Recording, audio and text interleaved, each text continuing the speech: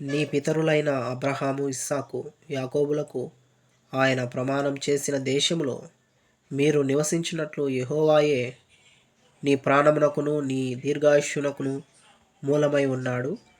కాబట్టి నీవును నీ సంతానమును బ్రతుకుచు నీ ప్రాణమునకు మూలమైన నీ దేవుడైన యెహోవాను ప్రేమించి ఆయన వాక్యమును విని ఆయనను హత్తుకొని ఉన్నట్లును జీవమును కోరుకొనుడి. దేవుని ప్రజలారా, ఇక్కడ గమనించే మాట ఏమిటంటే, మనకు దీర్ఘాయుష్షు కలగాలంటే దీర్ఘాయుష్షు మనకు ఎవరిస్తారు? దీర్ఘాయుష్షుకు మూలం ఎవరు? దేవుడే. నీ దీర్ఘాయుష్షుకు మూలం ఎవరంటే దేవుడే. దేవుడే మనకు ఆయుష్కాలాన్ని ఇచ్చే వాడిగా, ఆయుష్కాలం పొడిగించే వారిగా ఉన్నారని బైబిల్ గ్రంథం సెలవిస్తుంది. ఈరోజు మనం దీర్ఘాయు ఎలా వస్తుందో మనం నేర్చుకుందాం. పరిశుద్ధమైన బైబిల్ గ్రంథంలో నుంచి కొన్ని మాటలు మనం ఈరోజు ఈ వీడియోలో ధ్యానిద్దాం. ప్రియ దేవుని ప్రజలారా, దయచేసి వీడియోని చివరి వరకు చూసి మీరు జ్ఞానం పొందుకోవాలి. మీకు దీర్ఘాయువు రావాలంటే ఈ వాక్యాలు మీరు ధ్యానిస్తూ ఉండాలని మనవి చేస్తున్నాను. ద్వితీయోపదేశకాండం 30వ అధ్యాయము 20వ వచనం ప్రకారంలో ఇక్కడ మనము దీర్ఘాయుషుకును మూలమై ఉన్నాడు. ఎవరు? మన దేవుడే, యెహోవాయే మనకు దీర్ఘాయుషు ఇచ్చేవాడు. ఆ దీర్ఘాయుషు రావాలంటే మనము ఏం చేయాలో కొన్ని మాటలు లేఖనాల నుంచి ధ్యానిద్దాం. ఇదే ద్వితీయోపదేశకాండము 5వ అధ్యాయంలో మనం గమనించినట్లయితే 16వ వచనంలో, ద్వితీయోపదేశకాండము 5వ అధ్యాయము 16వ వచన భాగాన్ని మనం గమనించినట్లయితే చూడండి. ఇది ఆజ్ఞ కూడా దేవుని యొక్క మోసేకి అందించిన ఆజ్ఞల్లో ఒకటి. మనకు దీర్ఘాయువు కావాలంటే దీర్ఘాయువుకు కారణం దేవుడే కదా. మనకు ఏం చేయడం వల్ల దీర్ఘాయువు వస్తుందో దేవుని మాటలు మనం ధ్యానిద్దాం. ప్రియ దేవుని ప్రజలారా, నీ దేవుడైన యెహోవా నీకు అనుగ్రహించు దేశములో నీవు దీర్ఘాయుష్మంతుడవై నీకు క్షేమం కలుగునట్లు నీ దేవుడైన యెహోవా నీకు ఆజ్ఞాపించిన లాగున నీ తండ్రిని నీ తల్లిని సన్మానించుము. మనకు దీర్ఘాయువు పెరగాలంటే, మన ఏజ్ ఇంక్రీజ్ కావాలంటే మనకు ఇచ్చిన పేరెంట్స్ని, తల్లిదండ్రులను మనం సన్మానించాలి, గౌరవించాలి, మర్యాదించి వారిని ప్రేమగా చూసుకోవాలని దేవుని వాక్యం సెలవిస్తుంది. అప్పుడే మనకేమవుతుందంట?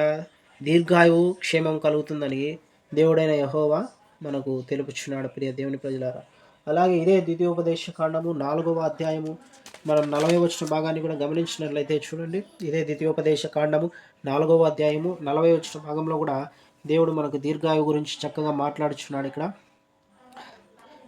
మరియు నీకును నీ తరువాత నీ సంతానపు వారికిని క్షేమము కలుగుటకై నీ దేవుడైన యెహోవా సర్వకాలము నీకిచ్చుచున్న దేశములో నీవు దీర్ఘాయుష్మంతుడవగునట్లు నేడు నేను నీకు ఆజ్ఞాపించు ఆయన కట్టడలను ఆజ్ఞలను నీవు గైకొనవలెను.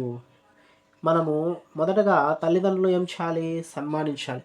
రెండవదిగా మనకు దీర్ఘాయుష్మంతుడం కావాలంటే చూడండి, నేను నీకు ఆజ్ఞాపించు ఆయన కట్టడలను ఆజ్ఞలను మనము గైకొనాలి. ఆయన యొక్క కట్టడలు ఏంటి, ఆయన యొక్క ఆజ్ఞలు ఏంటో మనకు 10 ఆజ్ఞలు ఉన్నాయి కదా మోషే ధర్మశాస్త్రం ప్రకారం. వాటినన్నిటిని మనం గైకొని జీవించడం వల్ల మనకేమవుతుంది?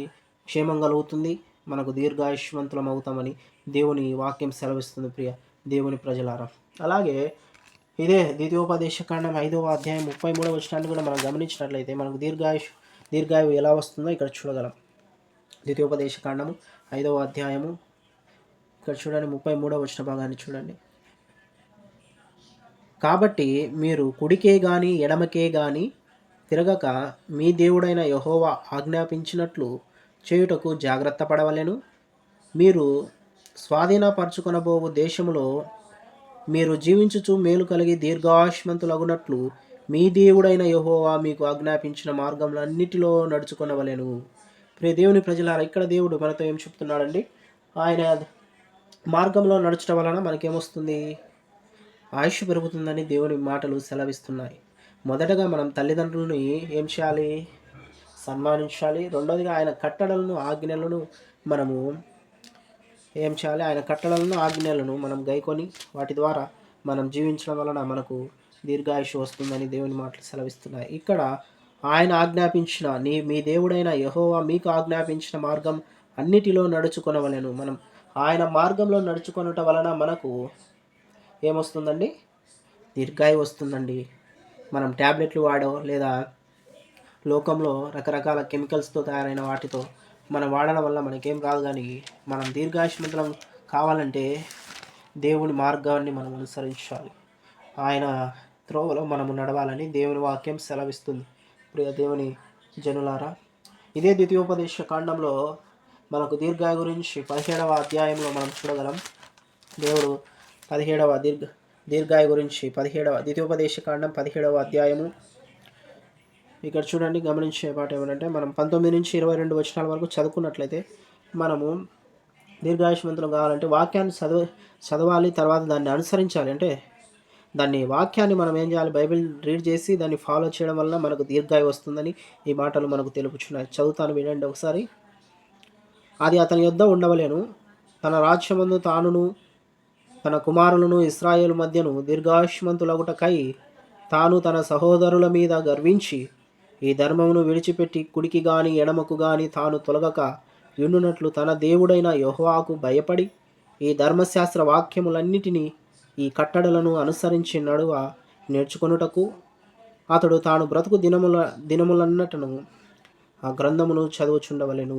చూడండి, నువ్వు చివరికి చనిపోయే వరకు ఈ యొక్క వాక్యాన్ని చదువుతూ ఉండాలని మన దేవుడైన యెహోవా సెలవిస్తున్నాడు.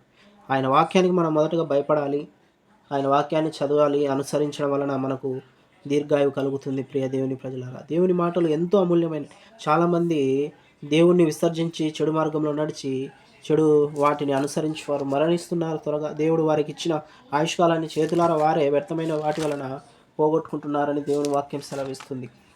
ఇంకా మనము సామెతల గ్రంథంలో మనం చూడగలం. మనకు దీర్ఘాయువు కలగాలంటే దేవుడు చక్కగా ఇక్కడ సామెతల గ్రంథము 3వ అధ్యాయంలో మనం గమనించినట్లయితే చూడండి, సామెతల గ్రంథం 3వ అధ్యాయము 16వ వచనాన్ని మనం గమనించినట్లయితే ఇక్కడ చూడండి, దాని కుడి చేతిలో దీర్ఘాయువును దాని ఎడమ చేతిలో ఘనతలను ఉన్నవి. ఇక్కడ దాని అంటే ఇక్కడ జ్ఞానం అండి. జ్ఞానం ఇక్కడ సామెతల గ్రంథంలో మనము జ్ఞానం గురించి ఎక్కువ మనం వింటూ ఉంటాం, చదువుతూ ఉంటాం. జ్ఞానం మనము అడుగుట వలన మనకు దీర్ఘాయువు వస్తుంది. దాని ఎడమ చేతిలో ఘనతలు కూడా ఉన్నాయి. మనము జ్ఞానము కలిగి జీవించడం వలన మనకు దీర్ఘాయువు వస్తుంది. జ్ఞానం ఎలా వస్తుంది? దేవుని యందు భయభక్తులు కలిగి ఉండాలని ఇదే సామెతల గ్రంథం 9:10లో చెప్తుంది కదా. ఆ రీతిగా మనం జ్ఞానాన్ని కలిగి జీవించడం వల్ల కూడా మనకు దీర్ఘాయువు కలుగుతుందని దేవుని వాక్యం సెలవిస్తుంది. అలాగే ఇదే సామెతల గ్రంథం 4వ అధ్యాయము ఇదే సామెతల గ్రంథం 4వ అధ్యాయము చూడండి, 10వ వచనం చూడండి. జాగ్రత్తగా వినండి దేవుని మాటలు. మీకు దీర్ఘాయువు కలగాలంటే ఈ మాటలు మీరు చదువుతూ ఉండాలి. నా కుమారుడా, నీవు ఆలకించి నా మాటలను అంగీకరించిన ఎడల నీవు దీర్ఘాయుష్మంతుడవగుదువు. చూడండి ఎంత చక్కటి మాటనో. మనం ఏం పెద్ద పనులు చేయాల్సిన అవసరం లేదు, దేవుని మాట వినాలి అంతే. మాట వినడం వల్లనే మనము మన ఏజ్ ఇంక్రీజ్ చేసుకోవచ్చు. చూడండి ఎంత గొప్ప మాట. నా కుమారుడా, నీవు ఆలకించి నా మాటలను అంగీకరించిన ఎడల నీవు దీర్ఘాయుష్మంతుడవగుదువు. ఎంత గొప్ప మాట అండి. నువ్వు దీర్ఘాయుష్మంతుడు అవ్వాలంటే లోకంలో ఉండడం కాదు, దేవుని మాట ఆలకించాలి, దేవుని మాటకు చెవి ఒగ్గాలి. అప్పుడే నువ్వు దీర్ఘాయుష్మంతుడు అవుతావని దేవుని వాక్యం సెలవిస్తుందండి. ఇదే సామెతల గ్రంథం 10వ అధ్యాయంలో మనం గమనించినట్లయితే మనకు జ్ఞానం ఎలా వస్తుందో చూడగలం. సామెతల గ్రంథం 10వ అధ్యాయము 27వ వచన భాగంలో గమనించినట్లయితే చూడండి, యెహోవా యందు భయభక్తులు కలిగి ఉండుట దీర్ఘాయువునకు కారణము, భక్తిహీనుల ఆయుస్సు తక్కువైపోవును. చూడండి, భక్తిహీనుల ఆయుస్సు ఏమవుతుందంట, తగ్గిపోతుంది. కరెక్టే కదా. మనం చూస్తున్నాం ఎన్నో అన్యజనులు ఎన్నో ప్రమాదాలకు గురవుతున్నారు. దేవుని యందు వారికి భయం లేదు, భక్తి లేదు. అందువల్లనే వాళ్ళు సడన్గా చనిపోతున్నారు రకరకాల రీజన్స్ వల్ల. ఇక్కడ మనం గమనించే మాట అంటే యెహోవా యందు భయభక్తులు కలిగి ఉండటం వల్ల మనకు దీర్ఘాయువు కలుగుతుందని దేవుని వాక్యం శ్రావిస్తుంది. దేవుని యందు భక్తి కలిగి జీవించాలని మీకు నేను మనవి చేస్తున్నాను. చివరిగా నేను ఒక మాటను చెప్పి ఈ మెసేజ్ను ముగిస్తాను. ప్రియ దేవుని ప్రజలారా, ఇదే సామెతల గ్రంథం 28వ అధ్యాయము చూడండి, ఇక్కడ 16వ వచన భాగాన్ని గమనించినట్లయితే, వివేకం లేని వాడవై జనులను అధికముగా బాధపెట్టు అధికారి దుర్లభమును ద్వేషించువాడు దీర్ఘాయుష్మంతుడగును. చాలామంది వివేకం లేకుండా, దేవుని యొక్క వివేకం లేకుండా అధికారులు ఏం చేస్తుంటారు, జనులను బాధపెట్టి వారి దగ్గర దుర్లభంగా డబ్బులు లాగుతూ ఉంటారు, వారిపైన అధికారం చెలాయిస్తూ ఉంటారు. అలాంటి వారు దుర్లభాన్ని దేశించడం వల్లనే దీర్ఘాయుష్మంతులు అవుతారని దేవుని వాక్యం సెలవిస్తుంది. ఈ రీతిగా మనము మన తల్లిదండ్రులను గౌరవించాలి, వారిని. ఎందుకంటే దేవుడే మనకు దీర్ఘాయువునకు కారణం. మనకు దీర్ఘాయువు కలగాలంటే ఈ యొక్క వాక్యాలు మనం చదువుకొని వాటి ద్వారా మనం జీవించడం వల్లనే మనకు దీర్ఘాయువు కలుగుతుందని దేవుని వాక్యం సెలవిస్తుంది. ప్రియ దేవుని ప్రజలారా, ఈ యొక్క మెసేజ్ మీకు నచ్చినట్లయితే తప్పకుండా మీరు లైక్ చేయండి. లైక్ చేయడం వలన ఈ స్వార్థ, ఈ మాటలు అనేక మంది విని వారు కూడా ఈ విధంగా జీవించాలని నేను ఆశపడుచున్నాను.